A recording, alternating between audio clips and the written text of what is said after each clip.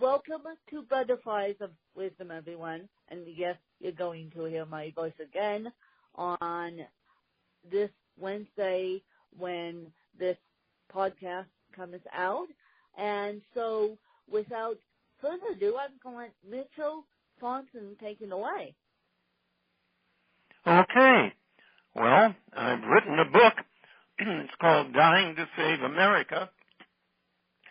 And it's a novel set in the future. It assumes that Congress remains dysfunctional and paralyzed and does nothing to clear up the defects in Obamacare. Several years pass, and things get worse. And they get very much worse. And that's what this book is about. It's a dystopia, a dismal future, but with a solution to it. So, okay, why did you write the book on Obamacare? Because Obamacare right now is a very touchy subject. I mean, it's a touchy subject in my own life. I don't know if you know this, but I have a disability, and yes, I am using Obamacare. And so Obamacare and how the U.S. is going is a very touchy subject. So for you to write a book on it ceases to amaze me. Why did you write the book on it? Precisely because it is a very important subject. And it needed to be discussed. And I chose this vehicle to discuss it, which is also an entertaining, action-packed novel. Okay, so you don't necessarily drown everyone out with Obamacare and your opinion on Obamacare. No.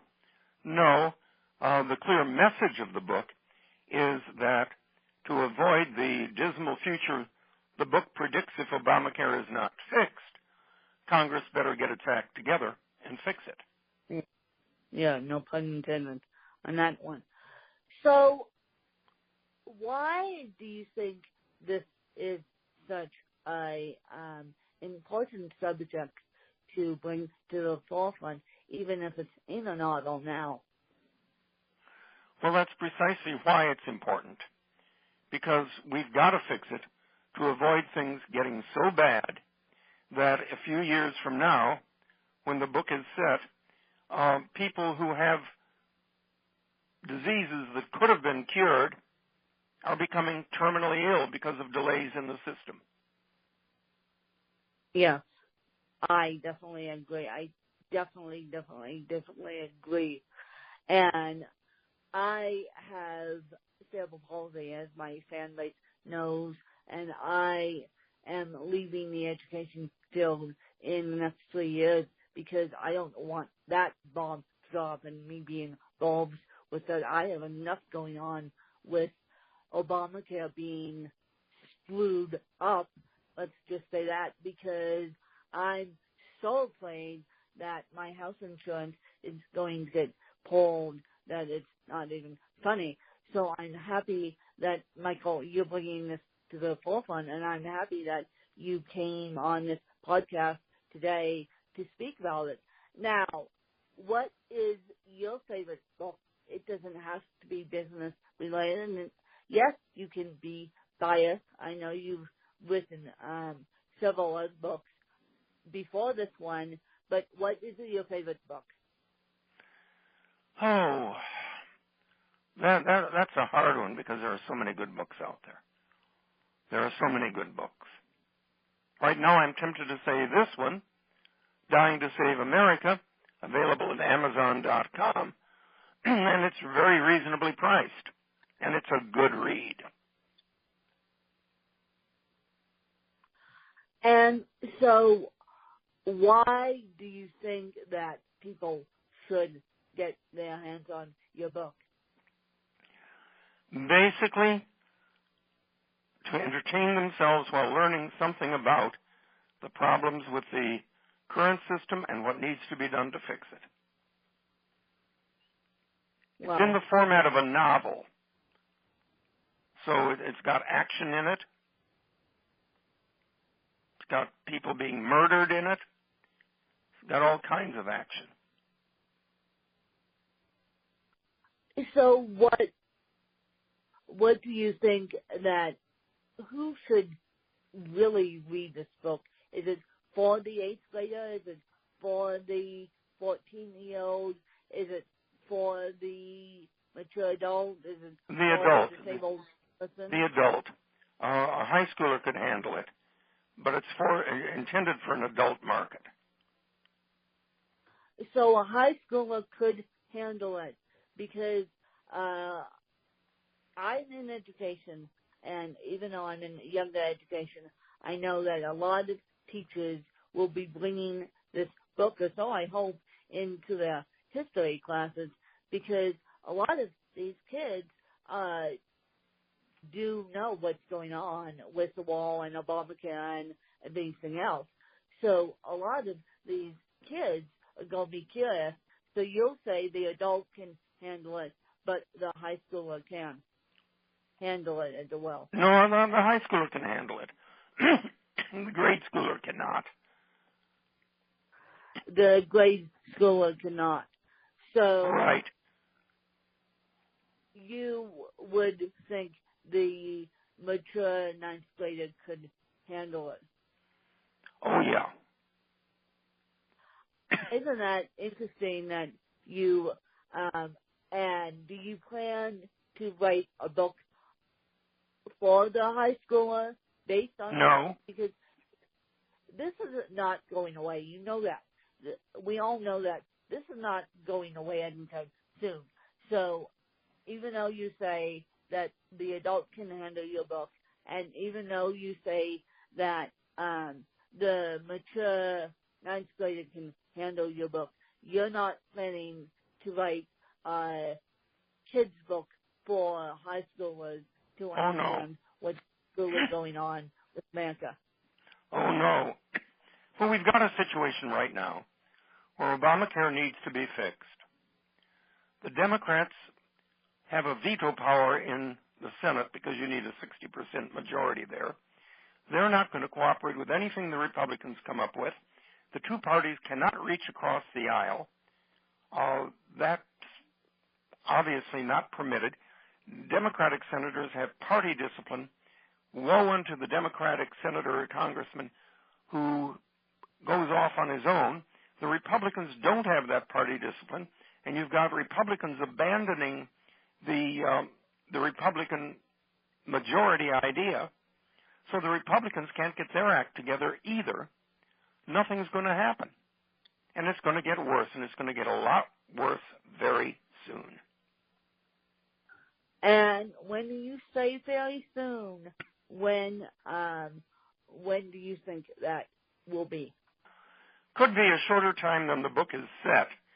The book is set years enough in the future that I can have fictitious congressmen, because some congressmen get murdered in the book. And I don't want to, let's put it this way. I'm not Kathy Griffin holding up a bloody head of Donald Trump. That's disgusting. Donald Trump is a real living person. So I have 3 congressmen who are assassinated, but they're fictitious congresspeople. So, and unlike Kathy Griffin holding up the bloody severed head of President Trump, I don't approve of the crime. In fact, the book is devoted to Americans who have inadequate health care and to law enforcement that is intended to protect us and our elected officials from violence. And I make it very clear that I don't approve of violence, but there is violence in the book. Well, that being said, if you don't approve of violence, I'm going to play devil's advocate. Why are you writing a book with violence in it? Because this could be the end result of thousands and thousands of people dying unnecessarily. They could get violent. This is a gloomy prediction, and it's written in the hope that Congress can come to its senses and do what's necessary to avoid a dismal future. But the book is a dystopia. It's a dismal future. Okay, it's a dismal future, but you're saying this is what's going to happen if Congress doesn't pick up the... I'm not saying it's going to happen. I'm saying it's a worst-case scenario, and it could happen. Well, since you're saying it could happen, when do you think it would and could happen? There's no telling how fast things are going to get so bad that half of the country is going to be without insurance, that insurance will cost. I mean, we were told you'd save $2,500 a year on insurance. In fact, insurance in many states has doubled in price, and you're getting less coverage with huge copays, huge deductibles. It's just not working, and it's getting worse. And it's going to get worse and worse, and Congress doesn't seem to be able. Well, what we have, let's put it this way, Congress in Poland, in the 1600s, their parliament required a unanimous vote to accomplish anything. Well, you can't get hundreds of people to agree on what day of the week it is. So the Polish parliament could pass no laws, could pass no budgets, nothing got accomplished. That's what our Congress is like. It's a Polish parliament. And that's not a slur on the Polish people. That's an historical fact. You're saying that our Congress right now is like a Polish parliament because what they're doing in Congress. And I hate to agree with you because what they're doing in Congress through my eyes of a disabled woman is disgusting. And I did not, and I presume that you didn't either. I did not vote for Donald Trump, by the way. I want to keep my health and keep my sanity. I don't want to be walking into an educational bomb or into a healthcare bomb. I am lucky that if my Obamacare was going to get pulled, I would still have health insurance. But a lot of people aren't as lucky as I am. And so I'm happy, as I said earlier, that you brought this to all of our attention. Well, I thank you. And as I say again, the book is Dying to Save America, and it's available on Amazon in a Kindle format, which can be played on just about any computer. It's also audio-enabled, so you can play it while going to and from work, and it's also available in a quality paperback, and it's reasonably priced. So did you self-publish this book? Yes, it's independently published. Yeah, it's independently published. Okay. I see where it's independently published. And if you can tell me, how's it doing so far? Well, it's just getting started. It's only been on the market a few days. So it's too early to tell. So it's too early to tell. God. Yes, it is too early to know. Hopefully after this interview, it will do extremely well. And I have a question for you. What were your previous books that you wrote? Or just the first one?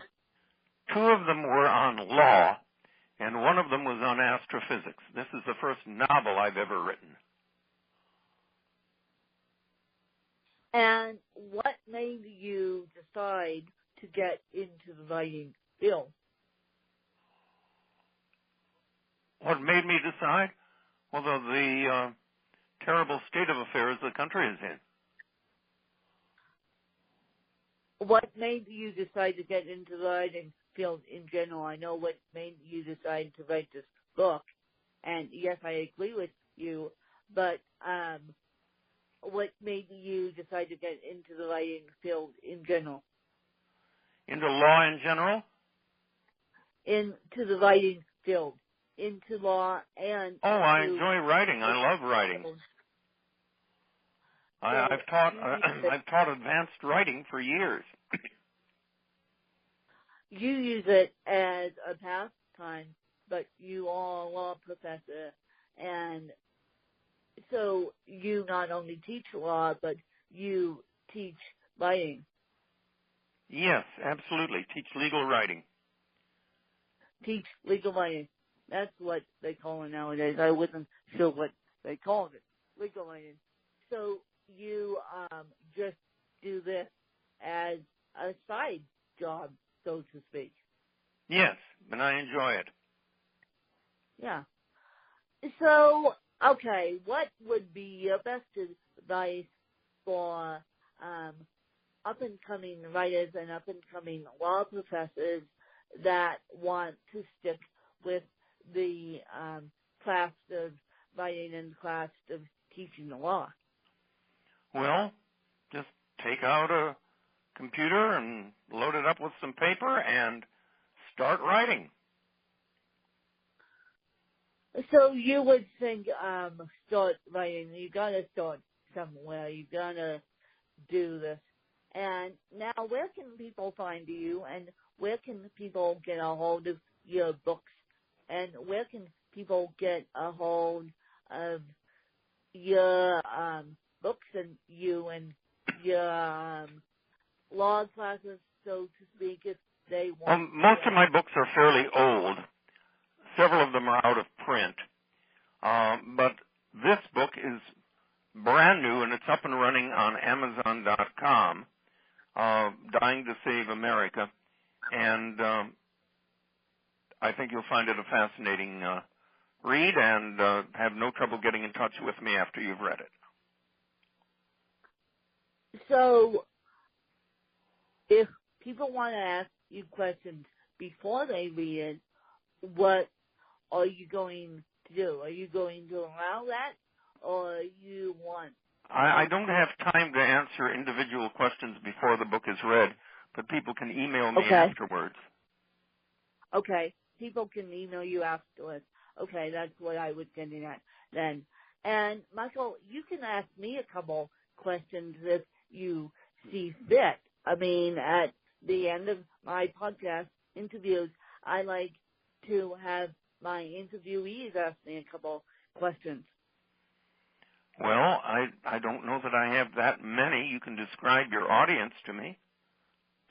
Well, my audience is solo entrepreneurs. My audience is disabled, and solo entrepreneurs. So that's my audience for you in a nutshell. Well, this book is available in the Kindle edition for audio playback. That might for audio playback. And how would one audio playback it? Is it available on audible.com as an audiobook, or is it available? Now, you have to get it through Amazon.com, but the electronic edition, the Kindle edition, is set up for audio playback. So WhisperSync is what they call it, you guys. You have to enable WhisperSync on your Kindle. Yeah, apparently so, yeah. Well, apparently so. And what made you decide to go that route instead of ACX? Instead of what? I'm sorry? Instead of ACX, instead of the traditional audio book on audible.com. Because I wanted to have paperback available also. Because you wanted to have paperback. So you decided to do paperback, Kindle, and WhisperSync on the Kindle. So it's not really an audiobook, but it is enabled to be an audiobook. That is correct. Isn't that interesting that it's enabled to be an audiobook, but it can't be found on audible.com? To each their own. I did not know that you can make it WhisperSync on the Kindle. You taught me something, Michael. I did not know that you can make it WhisperSync on the Kindle, but you don't have to make it a full-fledged audiobook. Yes, that's correct. That's correct. Well, that's new lessons in my head. So I would like to thank you for coming on this podcast and explaining your book, and I wish you the best of luck. You guys, I hope you enjoyed another fabulous episode with Michael and I, and he wrote the book. Give us your title again so people can go type it in. Dying to Save America by Mitchell Fronchenn. Dying to Save America. Yes, we'll look it up on Amazon. Yes, it's a novel, but yes, it talks about Obamacare. And let's hope that Obamacare switches in a better direction, you guys, in the next couple weeks to the next couple years there, because we're going to be up the creek without a paddle if it doesn't. And that's why Michael brought this book up, and that's why Michael wrote the book.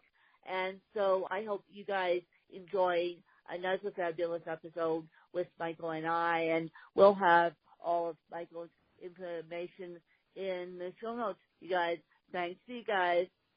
Well, thank you.